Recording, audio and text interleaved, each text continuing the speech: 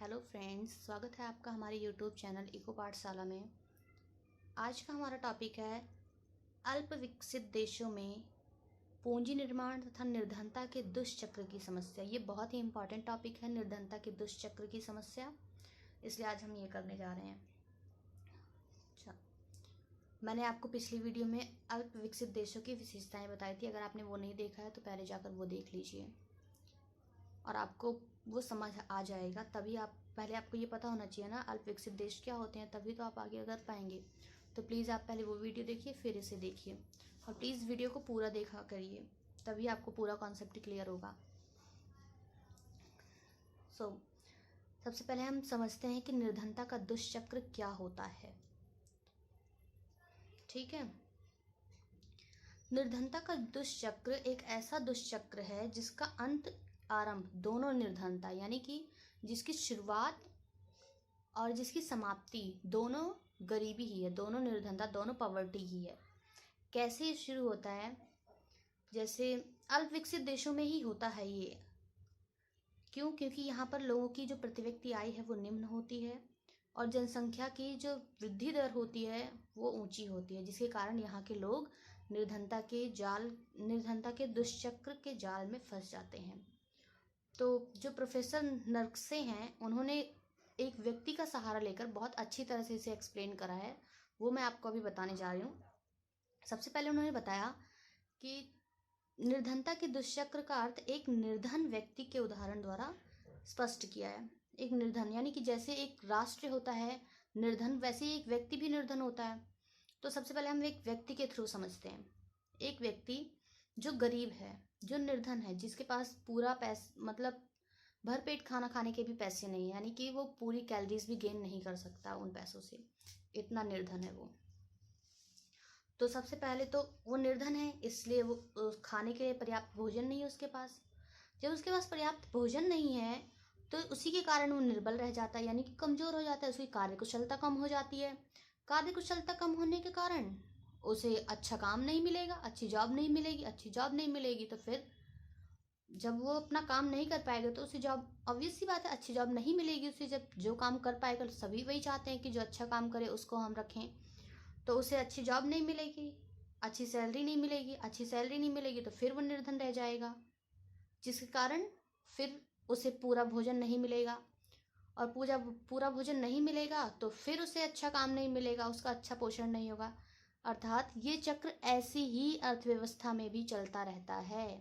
एक अर्थव्यवस्था निर्धन होने के कारण ही निर्धन होती है, उनका ये कहना है।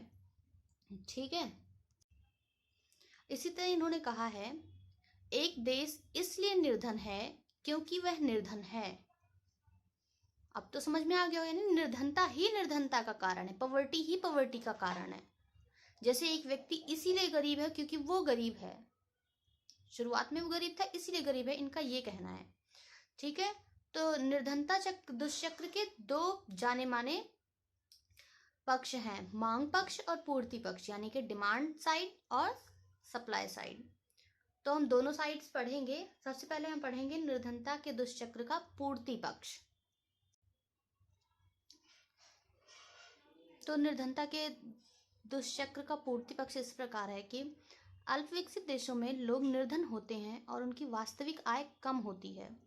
वास्तविक आय यानी कि उनकी जो इनकम होती है वो कम होती है, जिसके कारण अब कोई भी प्रोड्यूसर है उसके पास कम पैसे हैं तो वो कम ही तो लगा पाएगा किसी चीज़ को प्रोड्यूस करने में। ये चीज़ ये कहना चाह रहा है कि वास्तविक आय के कम होने के कारण उत्पादकता कम होती है और उत्पादकता के कम होने के कारण पूंजी कम होगी, यानी कि जब तुम कम प्रोड्यूस करोगे कम पैसों में तो तुम उसको बेचोगे तब भी तो तुम्हें कम ही पैसे मिलेंगे। जब तुम ज़्यादा सामान बेचोगे तो तुम्हें ज़्यादा इनकम होगी, कम सामान बेचोगे तो कम इनकम होगी। ठीक है, ये चीज़ है यहाँ पे, ये कॉन्सेप्ट है कि हम जब कम प्रोडक्शन करेंगे तो हमें रेवेन्यू भी तो कम मिलेगा, हमारी पूंजी भी तो कम ही होगी जो हमें रेवेन्यू के रूप में मिलेगी।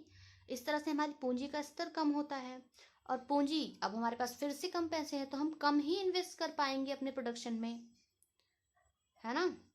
जब कम इन्वेस्ट कर पाएंगे तो फिर इसके कारण बचत कम होगी और कम आय के बचत का स्तर कम होगा। और इस प्रकार यह चक्र ऐसे ही चलता रहेगा। फिर बचत कम होगी, कम निवेश करेंगे, कम प्रोडक्शन करेंगे, फिर कम हमें रेवेन्यू मिलेगा, फिर उसमें से हम कम निवेश करेंगे, फिर हम कम प्रोड्यूस करेंगे। ये चक्र ऐसे ही चलता रहता है निर्धनता के दुष्चक्र पूर्ति पक्ष में।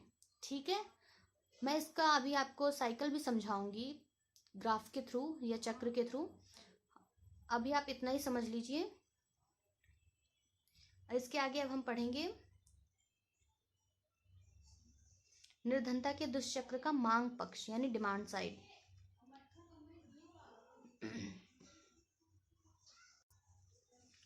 तो मांग पक्ष में ये बताया है कि उत्पादन के लिए मांग का कम होना भी अल्प विकसित देशों में निर्धनता के दुष्चक्र का ही कारण है। यानी कि जो अल्प विकसित देश होते हैं उनमें जो निर्धनता का दुष्चक्र है, इसके कारण मांग कम होती है। अगर मांग कम होगी तो प्रोड्यूस भी कम होगा। ठीक है, तो मांग कम क्यों होती है? मांग कम इसलिए होती है क्योंकि लोगों की जो इनकम है वो लो है, लो लेवल ऑफ इनकम है, जिसके कारण वो कम सेव कर पाते हैं, कम इन्वेस्टमेंट कर पाते हैं और कम चीज़ें ही खरीद पाते हैं, कम उपभोग भी कर पाते हैं। तो इस तरह से जब उनकी क्रय शक्ति ही कम होती है, अर्थात उनका मांग तथा बाजार का सीमित आकार होता है, यानी कि कम से कम जब चीज़ें लोग खरीदेंगे तो बाजार भी तो कम से कम चलेगा। बाजार कम चलेगा तो निवेश कम हो रहा है, निवेश नहीं हो रहा तो फिर जिसके कारण उत्पादक और आय भी कम हो रही है। जब हम कम इन्वेस्ट करेंगे तो हमें इनकम भी तो रिटर्न कम ही मिलेगी। ये चीज़ कहना चाहता है, यानी कि इसमें हम मांग पक्ष में बेसिकली हमें ये बताना है कि मांग क्यों कम होती है। मांग क्यों कम होती है दुष्चक्र के कारण? क्योंकि हमारे पास इनकम कम है, इनकम कम है तो हम कम चीज़ें खरीदेंगे, कम सेविंग करेंगे, कम इन्वेस्टमेंट करेंगे। सिंपल। ठीक है, अभी ये आपको समझ आ गया हो तो मैं इसका सर्कल समझाऊँ अब। ठीक, सबसे पहले निर्धनता के दुष्चक्र का पूर्ति पक्ष यानी सप्लाई साइड है। ये सप्लाई साइड में क्या हुआ, सबसे पहले हमारे पास इनकम आई। ठीक, हमने लो सेविंग करी, यानी हमारी सेविंग जो है वो कम है। हमारी इनकम कम है तो हमारी सेविंग भी कम है, सेविंग कम तो इन्वेस्टमेंट कम, है ना? जो हमारी सेविंग होती है वही तो इन्वेस्टमेंट बनती है। इस तरह सबसे पहले हमारी लो इनकम से हम किस पे आए? लो सेविंग पे। हमारी कम इनकम है तो हमने कम खाया कम बचाया, वही वाला रूल फॉलो हुआ। तो कम खाया कम बचाया तो जितना बचाया, अब ये तो हमने पढ़ा ही है, सेविंग इन्वेस्टमेंट इक्वल होते हैं। सेविंग इन्वेस्टमेंट इक्वल होते हैं तो जितनी हमारी सेविंग थी वो हमारी इन्वेस्टमेंट बन गई। लो सेविंग लो इन्वेस्टमेंट। अब लो इन्वेस्टमेंट हुई तो लो प्रोडक्शन। जितना हम इन्वेस्ट करेंगे उतना ही तो हमारा प्रोडक्शन होगा, है ना? जितना इन्वेस्टमेंट होगा उसी हिसाब से प्रोडक्शन होगा। ठीक, क्लियर है ये? अब समझ में आ गया? फिर ये प्रोडक्शन कम तो इनकम कम। तो इस तरह से ये चक्र हमेशा ऐसे ही चलता रहता है। इसे ही निर्धनता के दुष्चक्र का पूर्ति पक्ष कहते हैं, यानी कि सप्लाई साइड से कैसे दुष्चक्र चलता है। ठीक, अब हम इसका अगला चक्र पढ़ते हैं, निर्धनता के दुष्चक्र का मांग पक्ष यानी डिमांड साइड। लो इनकम, सबसे पहले हमारी लो इनकम। यहाँ पर हमारी लो इनकम थी तो लो सेविंग थी, क्योंकि ये पूर्ति साइड था यानी सप्लाई साइड था। यहाँ पर डिमांड साइड है, डिमांड साइड में हम मांग करेंगे यानी कि चीज़ों को खरीदेंगे। तो हमारे पास इनकम कम है तो लो डिमांड तो इन्वेस्टमेंट भी लो, यानी जो हम डिमांड कर रहे हैं अगर वो डिमांड नहीं होगी तो कोई प्रोड्यूस क्यों करेगा, है ना? लो डिमांड तो यानी कि लो इन्वेस्टमेंट फिर लो प्रोडक्शन। डिमांड नहीं हो तो प्रोडक्शन क्या होगी? सिंपल। लो प्रोडक्शन है तो लो इनकम, फिर वो चक्र ऐसे ही चलता रहेगा। ठीक है, उम्मीद है आप लोगों को समझ में आया होगा ये टॉपिक। प्लीज़ वीडियो को पूरा देखा कीजिए और जो बाकी वीडियोस है वो भी आप देख लें, आपका कॉन्सेप्ट अच्छे से क्लियर होगा। अगर आपको ये वीडियो अच्छा लगा हो तो लाइक करें, और आपको समझ में आया हो कॉन्सेप्ट तो भी लाइक करें, और जो समझ ना आया वो प्लीज़ कमेंट करके मेरे साथ शेयर करें, मैं आपके डाउट्स क्लियर करूँगी। और प्लीज़ मेरी वीडियोज़ को लाइक शेयर सब्सक्राइब करें। Thank you.